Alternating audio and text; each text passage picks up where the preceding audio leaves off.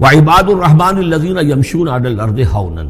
اللہ کے بندے وہ ہیں جو زمین پر چلتے ہیں تو آہستگی اور نرمی کے ساتھ، قدم مار کر نہیں چلتے، اکڑ کر نہیں چلتے، بلکہ یہ کہ معلوم ہوتا ہے فروتنی کے ساتھ چل رہے ہیں، اور یہ اپنے آپ کو آقا نہیں سمجھتے، مالک نہیں سمجھتے، بلکہ غلام سمجھتے ہیں، اللہ کے غلام ہیں، عباد الرحمن ہیں، اللہ کے بندے ہیں، تو غلاموں کی طرح چلتے ہیں، وہ اکڑ کر نہیں چلتے۔ وَإِذَا خَاطَبَهُمُ الْجَاهِلُونَ قَالُوا سَلَامًا، ایک ان کا وصف یہ ہے کہ جب جاہل لوگ، اجڑ لوگ، مشتعل مزاج لوگ خامخواہ ان سے الجھنا چاہیں، بحث و مباحثے میں انہیں جو ہے وہ خامخواہ الجھانا چاہیں، تو وہ کہتے ہیں سلام، وہ الجھتے نہیں ہیں، بحث و تمہیز کے اندر نہیں۔ جب وہ دیکھتے ہیں کہ ایک شخص بحث پر اتر آیا، وہ اب بات سمجھنا نہیں چاہتا، اس کے اوپر ضد جو ہے وہ مسلط ہو چکی ہے، تو اب خامخواہ اس کے ساتھ وہ الجھے رہنا، جس کو ہم کہتے ہیں ہمارے ہاں وہ پنجاب میں یہ سینگ پھنسا کر آدمی جو ہے وہ اپنا وقت ضائع کرے، اس کا بھی وقت ضائع کرے، کوئی فائدہ نہیں۔ میچور آدمی یہ کہ دیکھے اگر تو واقعی یہ بات سمجھنا چاہ رہا ہے تو سمجھائے، نہیں سمجھنا چاہتا، اس کی اصل میں نیت ہی نہیں ہے، تو پھر خامخواہ اس کے ساتھ الجھنے کا فائدہ نہیں۔ والذین یبیتون لربہم سجدا وقیاما، اور وہ لوگ کہ جو راتیں بسر کرتے ہیں اپنے رب کے لیے سجدے اور قیام میں۔ یہاں وہ بات بہت واضح ہو گئی، جہاں تک 5 فرض نمازیں ہیں وہ تو فرض ہیں، وہ تو تعمیر سیرت کی بنیادیں ہیں، ان کی تو مداومت کرنی ہے۔ والذین یحافظون والذین هم علی صلواتہم یحافظون، لیکن یہ لوگ جو ہیں جن کے دل آشنا ہو گئے ہوں اللہ سے، اگر یہ اللہ کے ساتھ دوستی ہو چکی ہو، تو پھر یہ کہ رات کا وقت ہوتا ہے کہ جس میں وہ پھر بندہ اٹھتا ہے، کوئی دیکھ نہیں رہا ہے، لوگ سوئے ہوئے ہیں، کوئی ڈسٹربنس نہیں ہے۔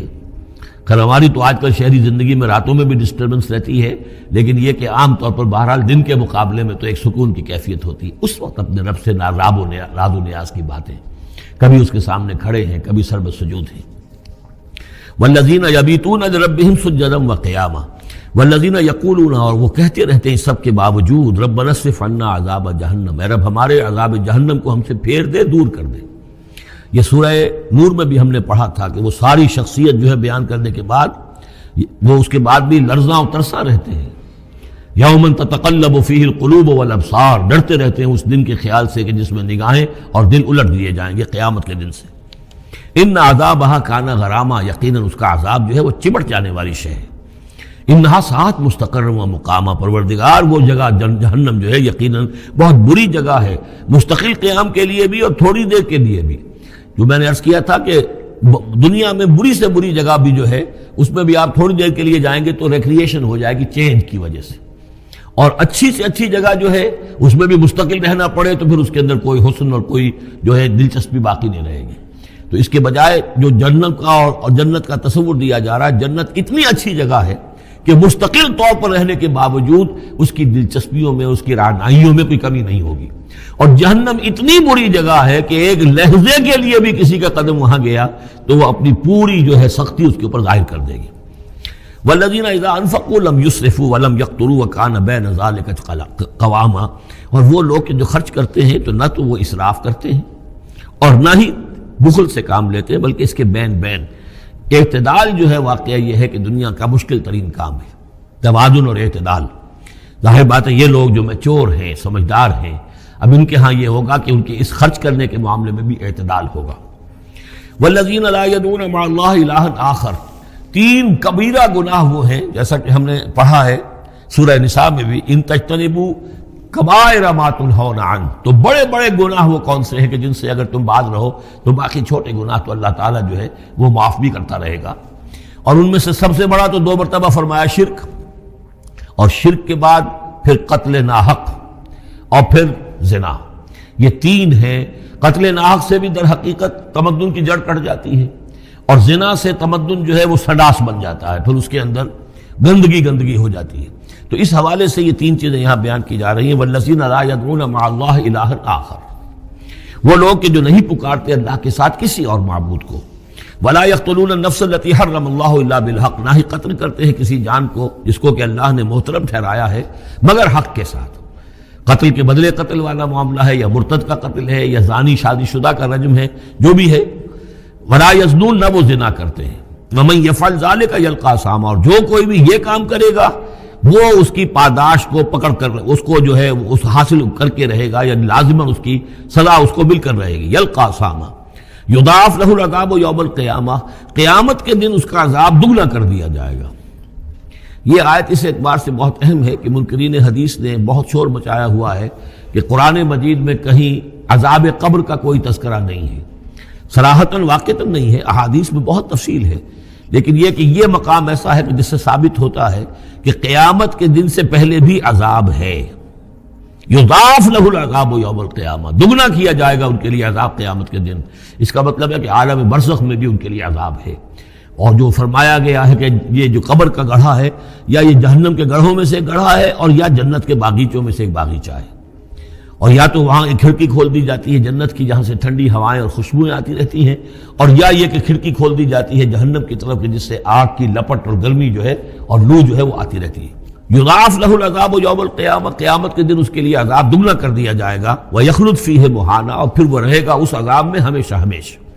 الا من تاب، استثناء ہے، استثناء یہ ہے من تابہ، جو جس نے توبہ کر لی دنیا ہی کے اندر موت کے آنے سے پہلے ما لم یغرغر،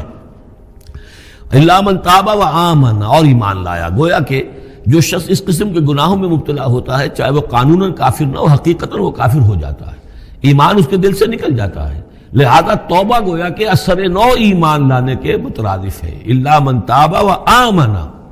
وعمل عملا صالحا، اور وہ پھر عمل کرے نیک، فاولئک یبدل اللہ سیئاتہم حسنات، تو ایسے لوگوں کی برائیوں کو اللہ تعالیٰ نیکیوں سے بدل دیتا ہے۔ اس کے دونوں معنی ہے کہ توبہ کے نتیجے میں ایک تو نامہ اعمال میں جو اندراج ہوا تھا برائی کا وہ صاف ہو جائے گا اور اس کی جگہ نیکی کا اندراج ہو جائے گا، اور یہ معنی بھی ہے کہ زندگی میں اس دنیا میں توبہ کے نتیجے میں اخلاق جو ہے وہ پاک صاف ہو جاتے ہیں، دامن اخلاق کے دھبے دھل جاتے ہیں، اور انسان کا جو دامن کردار ہے پھر صاف شفاف ہو جاتا ہے۔ وَكَانَ اللَّهُ غَفُورًا رَحِيمًا، اور اللہ تعالیٰ غفور الرحیم ہے۔ وَمَن تَابَ وَعَمِلَ صَالِحًا، اب دوبارہ تکرار کی گئی، اور جو توبہ کرے اور پھر نیک عمل کرے، فَإِنَّهُ يَتُوبُ إِلَى اللَّهِ مَتَابًا، تو وہ ہے کہ جو توبہ کرتا ہے اللہ کی جناب میں جیسا کہ توبہ کرنے کا حق ہے۔ توبہ کی تسبیحیں ہو رہی ہوں، استغفار کی تسبیحیں ہو رہی ہوں، اور آیت کریمہ کے ختم ہو رہے ہوں 1.25 لاکھ کا اور لاکھ کا، لیکن حرام خوری جوں کی توں جاری ہو، وہ سارے غلط کام ویسے کہ ویسے جاری ہوں، وہ کوئی توبہ نہیں ہے، اس کا کچھ حاصل نہیں۔ والذین لا یشهدون الزور، اور وہ لوگ کہ جو جھوٹ کے پر موجود بھی نہیں رہتے۔ جھوٹ کی گواہی والی بات نہیں ہے یہاں، لیکن جھوٹ کی گواہی تو گویا کہ اس کے اندر خود بخود امپلائڈ ہے، یعنی ان کے اندر صداقت اور حق کے ساتھ اتنی غیرت ہوتی ہے کہ جہاں کوئی جھوٹ کا گزر بھی ہو وہاں وہ اپنی موجودگی بھی پسند نہیں کرتے۔ جھوٹ کا دھندا ہو رہا ہو، جھوٹ کا کاروبار ہو رہا ہو، جھوٹ بولا جا رہا ہو، یہ وہاں پر ان کی غیرت اور حمیت جو ہے صداقت کے ساتھ اور سچ کے ساتھ وہ اتنی ہے کہ وہ وہاں موجودگی بھی اپنی برداشت نہیں کرتے۔ وَإِذَا مَرُّوا بِاللَّغْوِ مَرُّوا كِرَامًا، اسی طریقے سے جب وہ کسی لغو کام کے پاس سے گزرتے ہیں تو اپنے دامن کو بچا کر گزر جاتے ہیں۔ دیکھیے وہاں بھی تھا سورہ مومنین کو شروع کی آیات میں وَالَّذِينَ هُمْ عَنِ اللَّغْوِ مُعْرِضُونَ، کہ جو لغو سے اعراض کرتے ہیں، اور یہاں یہ کہ اس کے پاس سے اگر گزر ہو بھی جائے اتفاقاً، خود تو قصد کرنا جو ہے بہت دور کی بات ہے، اس کا کوئی امکان ہی نہیں، اتفاقاً آپ راستہ چل رہے ہیں اور دیکھ رہے ہیں کوئی مداری کا تماشا ہو رہا ہے، آپ کا کوئی ارادہ نہیں تھا، لیکن وہاں رکیے بھی نہیں، وہاں سے جو ہے اپنے دامن کو بچاتے ہوئے نکل جائیے۔ والذین اذا ذکروا بآیات ربہم، اور وہ لوگ کہ جن کو جب ان کے رب کے آیات کے ذریعے سے نصیحت کی جاتی ہے، سمجھایا جاتا ہے، لم یخروا علیہا صما وعمیانا، تو نہیں گر پڑتے اس پر بہرے اور اندھے ہو کر۔ اس کے بھی دونوں معنی ہیں،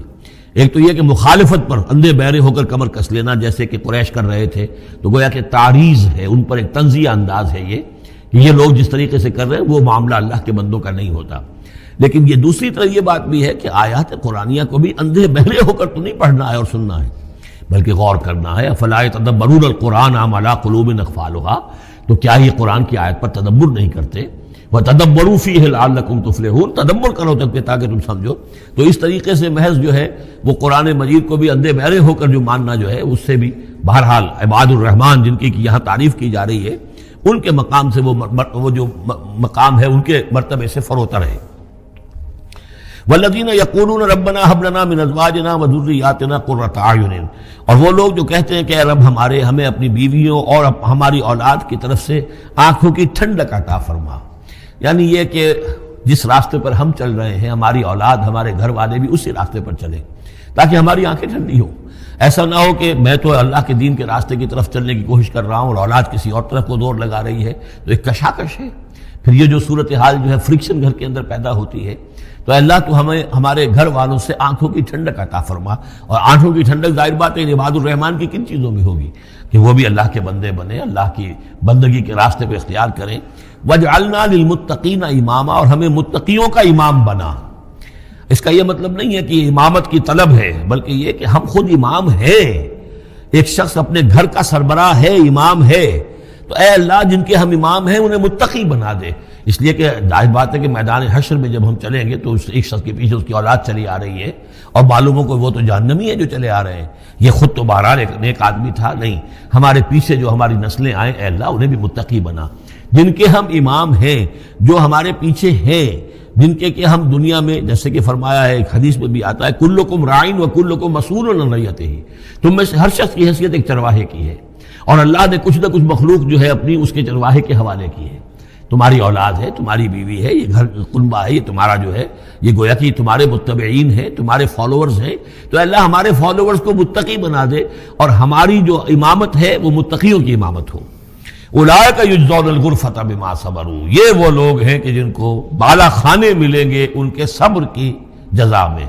انہوں نے صبر کیا۔ ظاہر بات ہے کہ اللہ دنیا میں بے شمار مواقع آتے ہیں حرام خوری کے، ایک بندہ مومن بچتا ہے، بہت سے مواقع پر اللہ تعالیٰ موقع دے کر آزما لیتا ہے کہ ذرا سی بھی اس کے اندر کمی ہو تو پھر یہ نکل جائے کسی غلط راستے کی طرف۔ انسان جو ہے صبر کرتا ہے، جذبات کو روکتا ہے، اپنی خواہشات کو روکتا ہے، شہوات کو تھامتا ہے، ان تمام چیزوں کو سنبھال کر یہ سب گویا کہ پوری زندگی صبر ہے۔ تو بما صبروا اولئک یجزون الغرفۃ بما صبروا، یہ وہ لوگ ہوں گے کہ جنہیں بدلے میں ملیں گے بالا خانے جنت کے ان کے صبر کے عوض۔ وَيُلَقَّوْنَ فِيهَا، ان کا استقبال کیا جائے گا وہاں جنت میں، ان بالا خانوں میں، تحیۃ و سلاما، سلام کے ساتھ اور دعاؤں کے ساتھ۔ خالدین فیہا، وہ رہیں گے اس میں ہمیشہ ہمیش۔ حسنت مستقرا و مقاما، بہت ہی عمدہ ہے وہ جگہ، مستقر کے طور پر بھی، مستقل قیام گاہ کے طور پر بھی، اور مقامہ تھوڑی دیر کے لیے بھی۔ تو یہ گویا کنٹراسٹ ہے۔ جہنم کو فرمایا ساعت مستقر و مقامہ، اور جنت حسنت مستقر و مقامہ۔ قل ما یعبأ بکم ربی، اے نبی ان سے کہہ دیجئے میرے رب کو تمہاری کوئی پرواہ نہیں ہے، یہ نہ سمجھو کہ میں تمہارے پیچھے اپنے آپ کو ہلکان کر رہا ہوں، تو میرے رب کو کوئی تمہاری ضرورت ہے؟ میری یا میرے رب کی کوئی ضرورت اٹکی ہوئی ہے تمہارے بغیر، وہ بات پوری نہیں ہوگی؟ یہ چھپر تم ہی اٹھاؤ گے تو اٹھے گا، ورنہ اٹھ نہیں سکتا، یہ نہ سمجھو۔ قل ما یعبأ بکم ربی لولا دعاؤکم، اگر نہ ہوتا تمہیں پکارنا۔ اللہ نے یہ بات اپنے ذمے لی ہوئی ہے کہ تمہیں خبردار کر دیا جائے۔ اللہ تعالیٰ وما کنا معذبین حتی نبعث رسولا، ہم عذاب نہیں بھیجتے رہے جب تک کہ رسول کو نہ بھیج دیں، اس لیے مجھے بھیج دیا ہے، میں لگا ہوا ہوں اس کے حکم سے، میں تمہاری گلیوں میں بھی تمہیں سنا رہا ہوں، تمہارے گھروں میں جا کر تم سے بات کر رہا ہوں، اکیلے اکیلے بھی بات کر رہا ہوں، ڈنکے کی چوٹ بھی کر رہا ہوں، لیکن یہ نہ سمجھو کہ کوئی اس میں میری غرض ہے یا میرے رب کی کوئی ضرورت ہے۔ قل ما یعبأ بکم ربی، میرے رب کو تمہاری پرہکا کے برابر کوئی وقت تمہاری نہیں ہے ان کے نزدیک، لولا دعاؤکم، اگر نہ ہوتا تمہارا پکارنا، فقد کذبتم، تو دیکھو تم نے جھٹلا دیا ہے، فسوف یکون لزاما، اب عنقریب یہ تمہارے ساتھ چمٹ کر رہے گا، یعنی یہ کہ اس کا جو عذاب ہے، اس کی جو پاداش ہے وہ تمہیں مل کر رہے گی۔